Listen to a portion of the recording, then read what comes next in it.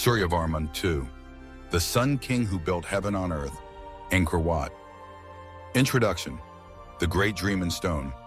Across the planet, there are very few structures with the power to make one hold their breath in awe of their grandeur and perfect beauty.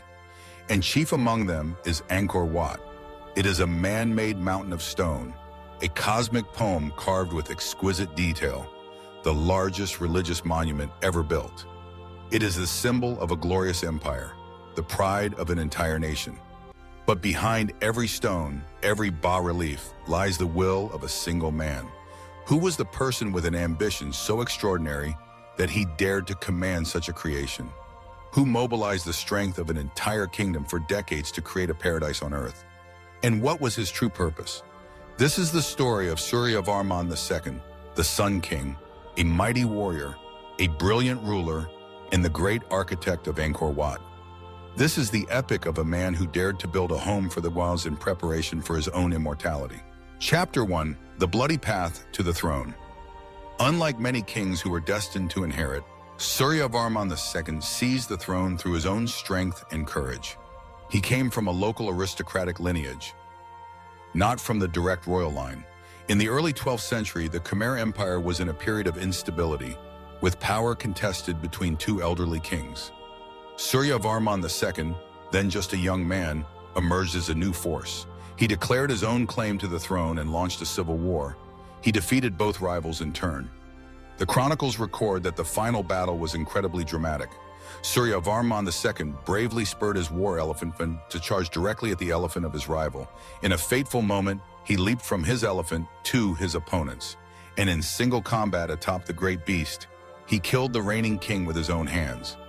This daring act, later depicted on a bas-relief in Angkor Wat itself as a testament to his prowess, defined his image: a young, decisive, and fearless warrior king.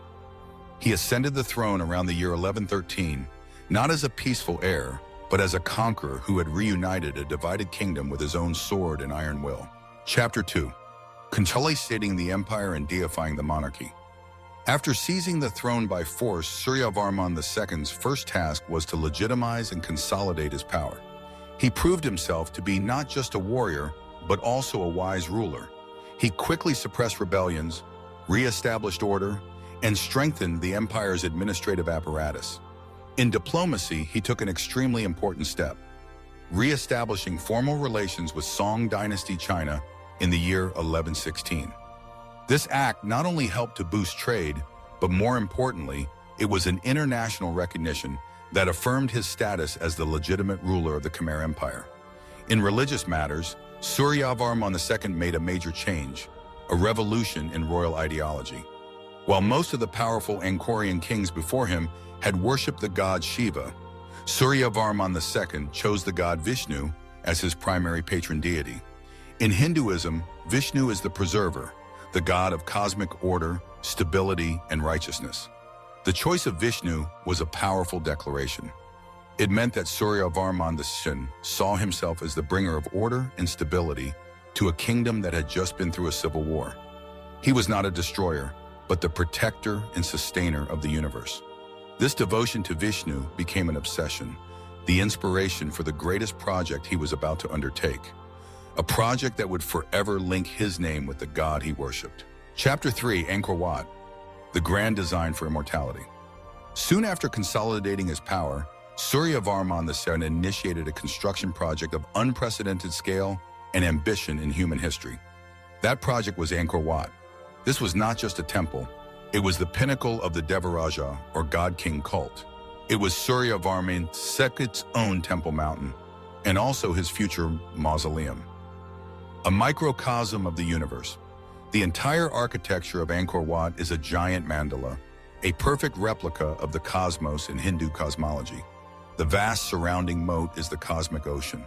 The layers of walls and galleries are the mountain ranges, and the 5 central towers are the 5 peaks of the sacred Mount Meru, the abode of the gods and the axis of the universe. A palace for the god Vishnu, Angkor Wat is a temple dedicated to Vishnu. By building this temple, Suryavarman II was creating an eternal palace for his patron deity right here on earth, a machine for attaining immortality. The most unique and significant feature of Angkor Wat is that it faces west, the direction of the setting sun, the direction of death. This confirms its purpose as a tomb. By building his mausoleum in the form of Vishnu's celestial palace, known as Vaikuntha, Suryavarman II created a perfect plan for his own immortality. According to belief, after his death, the king's soul would merge with the god Vishnu. He would not die, but would return to his divine home. Angkor Wat was not just a tomb, it was a soul-transforming machine. And to tell this cosmic story, the walls of Angkor Wat are covered in magnificent bas-reliefs. The West Gallery depicts the fierce battle of Kurukshetra from the epic Mahabharata. The East Gallery tells the most famous mythological story, the churning of the ocean of milk, where the gods and demons pull on the Naga serpent Vasuki to extract the elixir of immortality, an allegory for the king's own quest. The South Gallery is particularly important. It depicts King Suryavarman II himself holding court, majestic among his subjects, alongside scenes of the heavens and hells. This is both a historical record and a moral warning.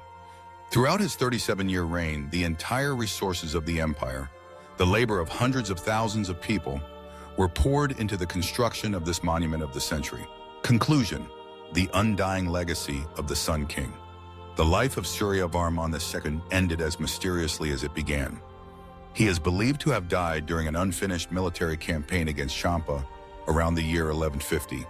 After his death, he was given a posthumous name of Parama Vishnu Loka, a deeply meaningful name which means he who has entered the supreme world of Vishnu. The prophecy that he had built in stone had finally been fulfilled. The legacy he left behind is immense. His wars may now be mere footnotes in the pages of history, but the monument he built, Angkor Wat, has become an immortal heritage. It is the pinnacle of classical Khmer art and architecture, a perfect fusion of grandeur and refined beauty. It is a testament to the power of faith, organizational genius, and the extraordinary ambition of one man. By building Angkor Wat, Suryavarman II, the Sun King, truly achieved his aspiration. His name and his soul have forever merged with his great temple, attaining an immortality even more glorious than he could have ever imagined.